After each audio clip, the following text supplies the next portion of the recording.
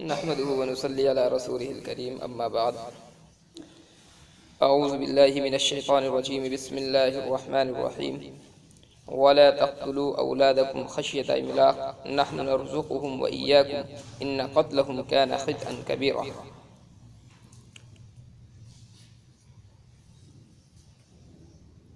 دوسرے رکوع سے یہ تیسرے رکوع سے کچھ حقوق بیان کیے ہیں، تقریباً 15 حقوق کا یہاں پر تذکرہ کیا گیا ہے۔ چھٹا حق اس آیت کے اندر ہے وَلَا تَقْتُلُوا أَوْلَادَكُمْ خَشْيَةَ إِمْلَاقٍ، کیونکہ اس سے پہلے رزق کی فراوانی، رزق کی کشادگی کا ذکر کیا گیا، اسی کے تعلق سے یہ چھٹا حکم دیا جا رہا ہے وَلَا تَقْتُلُوا أَوْلَادَكُمْ خَشْيَةَ إِمْلَاقٍ، اپنی اولاد کو قتل نہ کیا کرو محتاجگی کے خوف سے، غربت کے خوف سے۔ یہ اہل عرب کے یہاں ایک وبا تھی، اولاد کو دفن کرنا اور اولاد کو قتل کرنے کے ضمن میں، جہاں پر پیچھے بھی تذکرہ کیا گیا کہ ایک سبب ان کا یہ تھا کہ لڑکی کی پیدائش اگر ہوگی تو ان کے لیے باعث شرم تھی وہ چیز،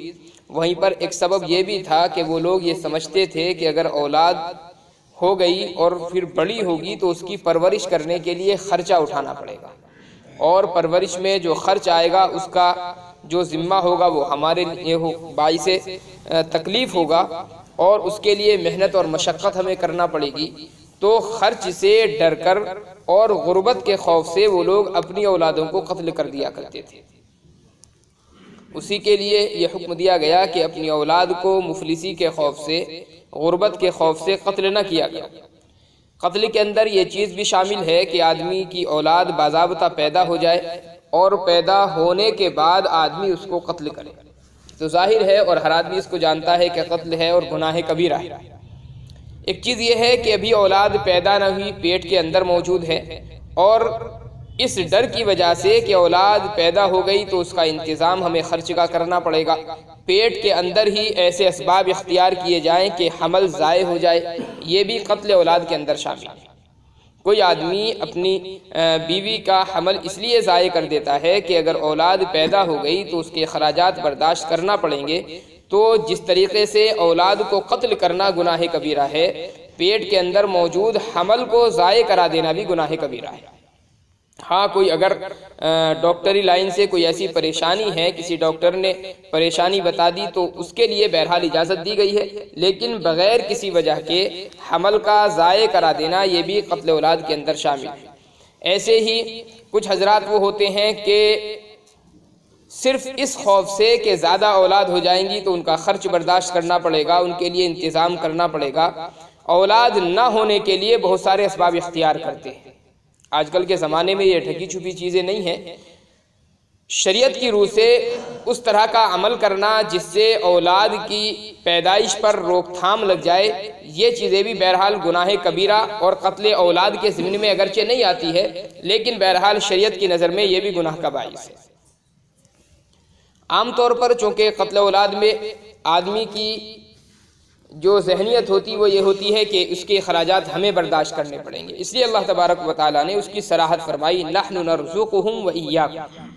ہم انہیں بھی رزق دیتے ہیں اور تمہیں رزق دیتے ہیں۔ مطلب یہ ہے کہ اولاد کی پیدائش پر جو فکر مندی ہے وہ صرف اس بنا پر کہ رزق کا انتظام اس کے کرنا ہے، تو یہ تو تب ہونا چاہیے جب رزق جو ہے تمہاری اپنی کاوش ہو، حالانکہ تو اللہ تبارک و تعالیٰ کا فیصلہ ہے، اور اللہ تعالیٰ کی عطا ہے کہ جس کو جتنا چاہتا ہے رزق دیتا ہے۔ پھر قرآن کریم کی آیت میں ہم غور کریں، قرآن کریم نے دونوں کا تذکرہ فرمایا، ماں باپ کے رزق دینے کا بھی اور اولاد کے رزق دینے کا بھی، اور یہاں پر جو ہے مقدم کیا گیا اولاد کو، نحن نرزقهم، ہم انہیں رزق دیتے ہیں، وإياكم، اور تمہیں بھی دیتے ہیں۔ مطلب یہ کہ اولاد کے رزق کو اللہ نے مقدم کیا ہے،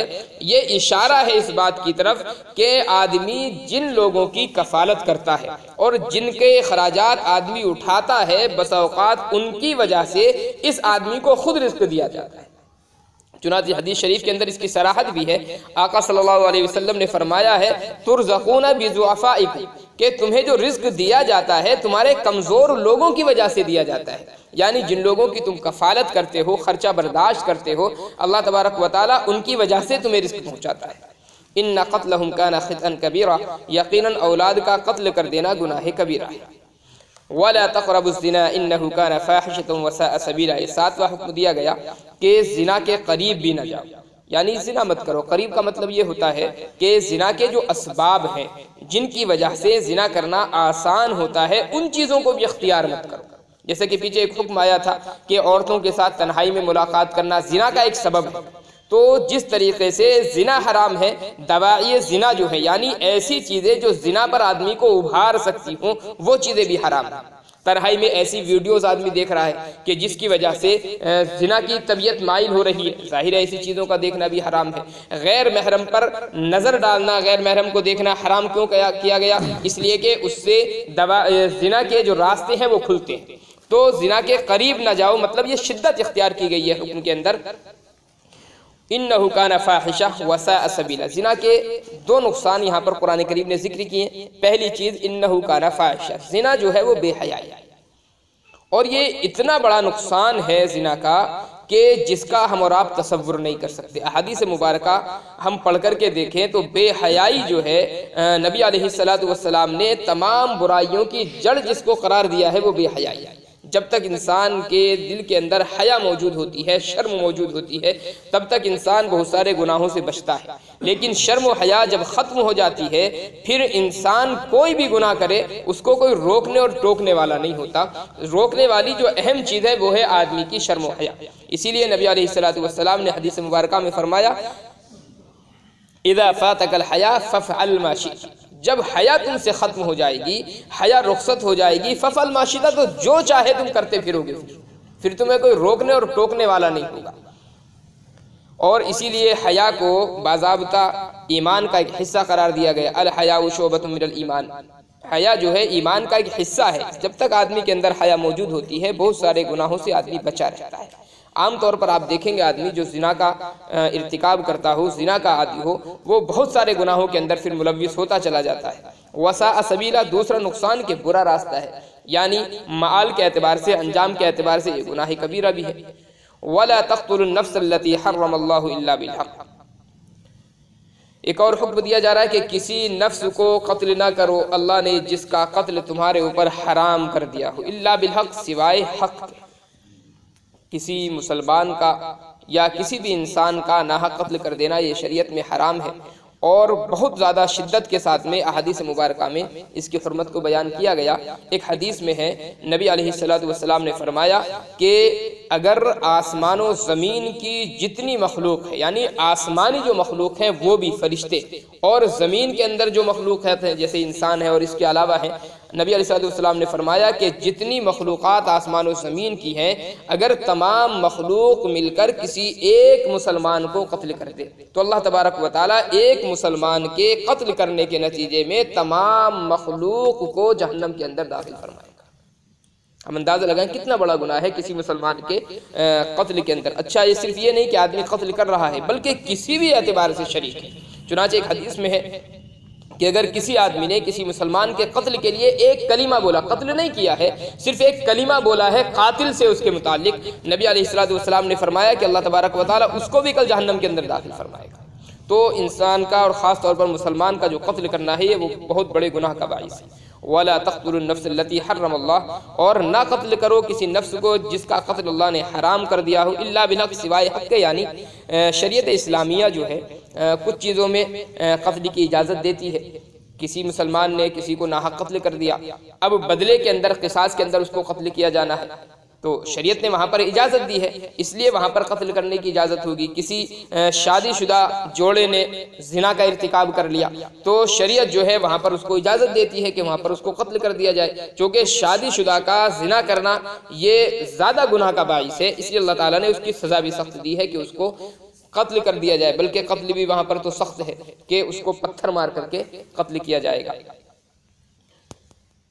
یا کوئی آدمی مسلمان تھا اس کے بعد میں مرتد ہو گیا تو شریعت اسلامیہ اس کو بھی قتل کی اجازت دیتی ہے۔ تو 3 چیزیں ہیں، لیکن ان تینوں کے اندر بھی شریعت نے یہ حکم نہیں دیا کہ آدمی بذات خود قتل کر دے اس کو، بلکہ شریعت اسلامیہ جو ہے وہ خود فیصلہ کرتی ہے، اور شرعی قاضی جو ہے وہ اپنی نگرانی میں اس کو قتل کراتا ہے، کسی عام آدمی کو پھر بھی قتل کرنے کی اجازت نہیں ہوتی۔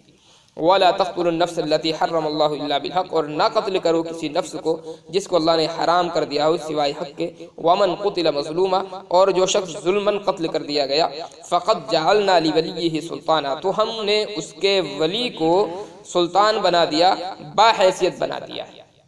کوئی آدمی قتل کر دیا جاتا ہے تو اس کے جو ورثہ ہوتے ہیں ان کو اجازت ہوتی ہے کہ وہ قصاص کا مطالبہ کریں، یعنی جس آدمی نے قتل کیا ہے اس آدمی کے قتل کا وہ مطالبہ کریں شریعت سے۔ فلا یسرف فی القتل، ان کے لیے حکم یہ ہے کہ وہ قتل میں اسراف نہ کریں، حد سے تجاوز نہ کریں، چونکہ شریعت نے اتنا تو حکم دیا ہے کہ آپ بدلے میں اس کو قتل کر سکتے ہیں، لیکن ظلم کی اجازت وہاں پر بھی نہیں دی شریعت نے۔ مطلب یہ ہے کہ عرب کے یہاں چونکہ یہ دستور تھا کہ کوئی بڑا آدمی اگر قتل ہو گیا تو اب اس کے بدلے میں کئی لوگوں کو قتل کر دیا کرتے تھے، یا قتل کرنے والا باپ تھا اور موقع مل گیا بیٹے کو قتل کرنے کا تو بیٹے کو قتل کر دیا یا بھائی کو قتل کر دیا۔ شریعت اس کی اجازت نہیں دیتی ہے، جس آدمی نے قتل کیا ہے اس کو بدلے میں قتل کیا جا سکتا ہے، لیکن ظلم نہیں کیا جائے گا، صرف بدلہ لیا جائے گا۔ اس کے ناک نہیں کاٹی جائے گی، ہاتھ نہیں کاٹے جائیں گے، پیر نہیں کاٹے جائیں گے، یعنی شرعاً جس طریقے سے قتل کی اجازت ہے بس وہی طریقہ ہوگا، زیادہ ظلم کی وہاں پر بھی اجازت نہیں۔ انہو کان منصورا، یقیناً اس کی مدد کی گئی ہے، یعنی جو آدمی صرف قصاص کا مطالبہ کر رہا ہے چونکہ وہ مظلوم ہے، اس کا جو وارث ہے وہ قتل کیا گیا ہے، اس لیے جب تک یہ شرعی حدود میں رہ کر کے قصاص کا مطالبہ کرتا رہے گا اللہ تعالیٰ کی جانب سے اس کی مدد ہوگی، اور اگر اس نے بھی حد سے تجاوز کیا تو چونکہ یہ بھی ظالم بن جائے گا پھر اللہ تعالیٰ کی مدد اس کے اوپر سے اٹھ جائے گا۔ یہاں تک جو احکامات تھے وہ جسمانی احکامات تھے، آگے کچھ مالی حقوق کا تذکرہ کیا گیا ہے۔ وَلَا تَقْرَبُوا مَالَ الْيَتِيمِ إِلَّا بِالَّتِي هِيَ أَحْسَنُ، اور یتیم کے مال کے قریب بھی نہ جاؤ سوائے اس طریقے کے جو بہتر ہو۔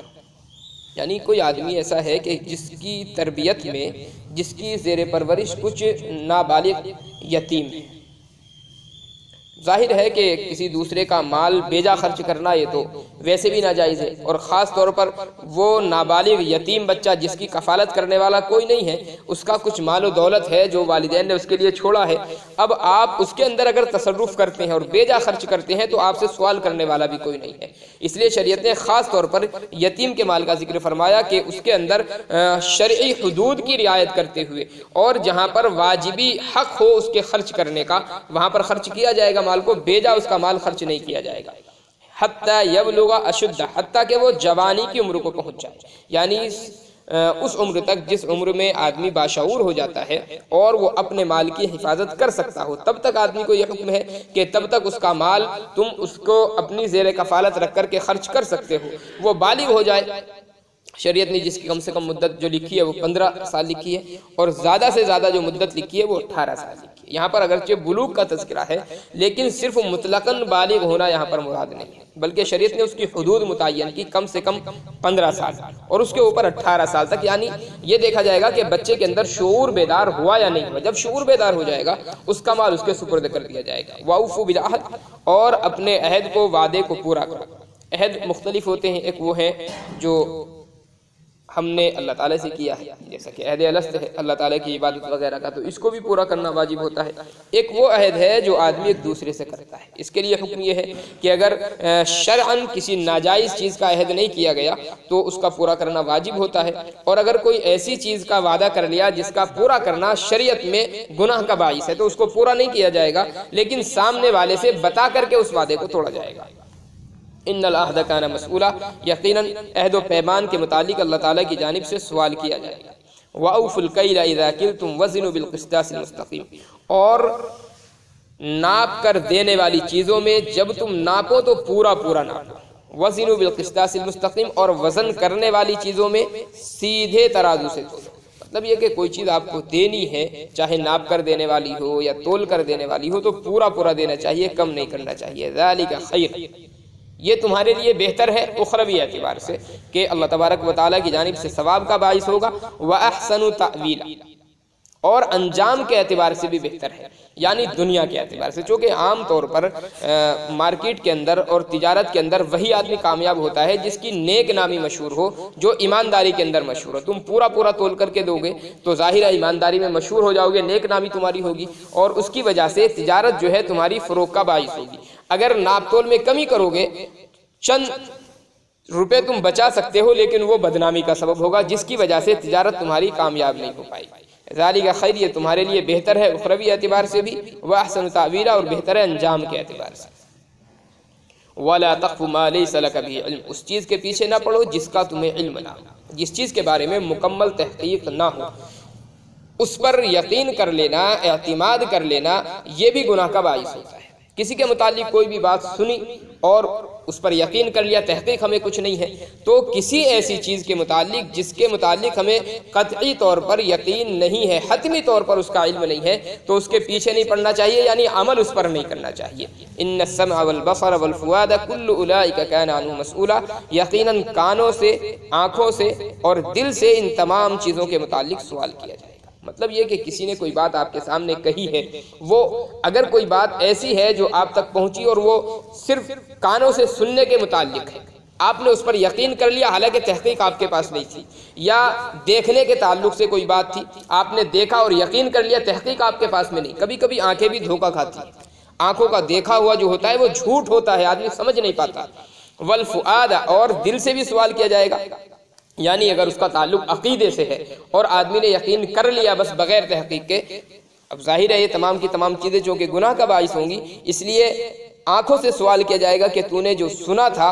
وہ حقیقت تھا یا حقیقت نہیں تھا، اس کی تحقیق کہاں تک تھی۔ آنکھوں سے پوچھا جائے گا، آنکھوں نے جو دیکھا ہے وہ تحقیق کے ساتھ تھا یا بغیر تحقیق کے تھا۔ والفؤاد، اور دل سے بھی معلوم کیا جائے گا کہ جو عقیدہ دل کے اندر جمع ہوا تھا اس کی تحقیق تمہارے پاس کہاں تک موجود تھی۔ وَلَا تَمْشِ فِي الْأَرْضِ مَرَحًا، اور زمین میں اکڑا کر نہ چلا، اکڑ کر نہ چلا کرو۔ إِنَّكَ لَن تَخْرِقَ الْأَرْضَ وَلَن تَبْلُغَ الْجِبَالَ طُولًا، اس لیے کہ تم زمین کو نہیں پھاڑ سکتے، وَلَن تَبْلُغَ الْجِبَالَ طُولًا، اور پہاڑوں کی بلندیوں تک نہیں پہنچ سکتے۔ آدمی گردن اکڑا کر کے ذرا اونچی کر کے چلتا ہے تو کتنا اونچا آدمی کر لے گا۔ اللہ تعالیٰ نے تو بڑی بڑی مخلوقیں پیدا کی، تم کہاں تک اونچائی پر جاؤ گے؟ پیر کتنی زور سے تم مار کر چلے ہو، کیا زمین کو پھاڑ سکتے ہو؟ تو چونکہ عام طور پر عقل میں یہی دو چیزیں ہوتی ہیں، یا تو آدمی پیر زور زور سے مار کر کے چلتا ہے تو اس کا ذکر کیا گیا کہ تم زمین کو پھاڑ تھوڑی دو گے، کتنا زور سے مار سکتے ہو، یا گردن کو آدمی اکڑ کر کے چلتا ہے تو گردن کے تعلق سے پھر پہاڑوں کا تذکرہ کیا گیا کہ کتنی بلند گردن کر سکتے ہو اکڑ کر کے۔ ظاہر ہے پہاڑوں کی بلندیوں کو تم نہیں پہنچ سکتے۔ اور مقصد یہاں پر صرف یہ نہیں ہے، مقصد یہ ہے کہ ہر وہ چیز جو آدمی کے تکبر پر دلالت کرے، اور تکبر کا معنی ہوتا ہے اپنے کو بڑا سمجھنا، دوسرے کو چھوٹا سمجھنا۔ اس کا تعلق صرف چال سے نہیں ہے، بہت ساری چیزوں سے اس کا تعلق ہو سکتا ہے، کھانے پینے سے بھی اس کا تعلق ہے، لباس سے اس کا تعلق ہو سکتا ہے، آدمی کے رہن سہن سے تعلق ہو سکتا ہے، بول چال سے بھی اس کا تعلق ہو سکتا ہے۔ ایک چیز ہوتی ہے اللہ کی نعمتوں کا اظہار، وہ شریعت میں ممنوع نہیں۔ آدمی کو اللہ نے حیثیت دی ہے، آپ لاکھ روپے کی گاڑی پر سفر کر رہے ہیں، اللہ کی دی ہوئی ایک حیثیت ہے، آپ نے اس کے مطابق چیز استعمال کی۔ اللہ نے آپ کو حیثیت دی کہ آپ 10 لاکھ روپے والی گاڑی استعمال کریں، اس کی اجازت ہے، چونکہ شریعت نے اپنی حدود کے اندر رہ کر کے آدمی کو منع نہیں کیا ان چیزوں سے، اور اللہ کی نعمتوں کا یہ اظہار ہے جس کا اظہار واقعی ہونا چاہیے۔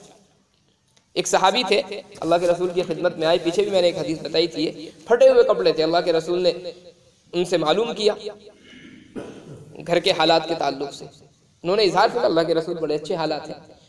اللہ کے رسول نے پھر فرمایا ان سے کہ اللہ کی نعمتوں کا اظہار ہونا چاہیے، یعنی اللہ نے تمہیں دیا ہے تو کیوں پھٹے پرانے کپڑے یوں پہن رکھے، اظہار ہونا چاہیے، لیکن اظہار کا مطلب اکڑ نہیں ہے، اظہار کا مطلب دوسروں کے سامنے اپنی بڑائی نہیں۔ ایک یہ کہ میں 1000 روپے والا کپڑا پہن رہا ہوں، اب دوسروں کو آدمی حقیر سمجھ رہا ہے کہ دیکھو اس نے 50 روپے میٹر کا کپڑا پہنے، تو یہ جو ہے تکبر کا تعلق صرف چال سے نہیں، آدمی کے ہر عمل سے تکبر کا تعلق ہے۔ وَلَا تَمْشِ فِي الْأَرْضِ مَرَحًا، زمین میں اکڑ کر نہ چلو، إِنَّكَ لَن تَخْرِقَ الْأَرْضَ، تم زمین کو نہیں پھاڑ سکتے، وَلَن تَبْلُغَ الْجِبَالَ طُولًا، اور پہاڑوں کی بلندیوں کو نہیں پہنچ سکتے۔ كُلُّ ذَلِكَ كَانَ سَيِّئُهُ عِنْدَ رَبِّكَ مَكْرُوهًا، یہ تمام برائیاں تمہارے رب کے نزدیک ناپسندیدہ ہیں۔ یہ 15 احکامات ہیں جو قرآن کریم میں دیے گئے ہیں۔ یہاں پر حضرت ابن عباس رضی اللہ تعالیٰ عنہ کی ایک حدیث ہے، فرماتے ہیں کہ قرآن کریم میں جو 15 احکامات دیے گئے ہیں سورہ بنی اسرائیل کے اندر، حضرت ابن عباس نے فرمایا کہ یہ پوری تورات کا خلاصہ ہے۔ اللہ تعالیٰ نے پوری تورات کو خلاصے کے طور پر ان 15 احکامات کے اندر قرآن کریم میں جمع فرما دیا ہے۔ ذالک مما اوحی الیک ربک من الحکمہ، یہ ان تمام حکمت کی باتوں میں سے ہے جو اللہ تعالیٰ نے آپ کی طرف وحی فرمائی ہے۔ وَلَا تَجْعَلْ مَعَ اللَّهِ إِلَٰهًا آخَرَ، اور تم اللہ تعالیٰ کے ساتھ کسی کو شریک نہ ٹھہراؤ، دوسرے معبود اللہ کے ساتھ نہ بناؤ۔ فَتُلْقَىٰ فِي جَهَنَّمَ، کہ مبادا تم ڈال دیے جاؤ جہنم کے اندر ملامت زدہ اور بے یار و مددگار ہو کر کے۔ أَفَأَصْفَاكُمْ رَبُّكُمْ بِالْبَنِينَ، کیا تم لوگ کیا تمہارا رب تمہارے لیے بیٹے منتخب کرتا ہے۔ وَاتَّخَذَ مِنَ الْمَلَائِكَةِ إِنَاثًا، اور اللہ تعالیٰ نے فرشتوں کو لڑکیاں بنایا، بیٹیاں بنایا۔ پیچھے بھی یہ تذکرہ آیا ہے کہ اہل عرب جو ہیں ان کا ایک عقیدہ یہ بھی تھا کہ وہ فرشتوں کو یہ کہا کرتے تھے کہ اللہ تعالیٰ کی بیٹیاں ہیں، حالانکہ خود کا حال یہ تھا کہ گھروں کے اندر اگر بیٹیاں پیدا ہو جاتی تھی تو منہ چھپائے پھرتے تھے۔ وَإِذَا بُشِّرَ أَحَدٌ بِالْأُنثَىٰ ظَلَّ وَجْهُهُ مُسْوَدًّا وَهُوَ كَظِيمٌ، اگر گھر کے اندر بیٹی پیدا ہو جاتی تو چہرے سیاہ ہو جاتے تھے ان کے، اور اندر گھٹا کرتے تھے اب کرنا کیا۔ تو اسی کا تذکرہ کیا گیا کہ تم اتنے بڑے ہو کہ اللہ تعالیٰ نے تمہارے لیے تو بیٹے منتخب کر دیے، یعنی جو چیز تمہیں پسند ہے، اور جو چیز تمہیں ناپسند ہے وہ اللہ تعالیٰ نے اپنے لیے کر لی، یہ عقل کی بات نہیں۔ افاصفاکم ربکم بالبنین، کیا اللہ تعالیٰ نے منتخب کر لیا تمہارے لیے بیٹوں کو۔ واتخذ من الملائکۃ اناثا، اور اللہ تعالیٰ نے فرشتوں کو لڑکیاں یعنی بیٹیاں بنایا۔ انکم لتقولون قولا عظیما، تم بہت بڑی بات کہتے ہو، یعنی گناہ کے اعتبار سے، انجام کے اعتبار سے یہ بہت بڑی بات ہے۔ اللہ تعالیٰ ہم کی توفیق عنایت فرمائے۔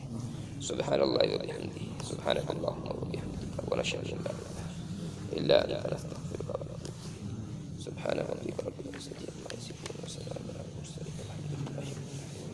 العالمین۔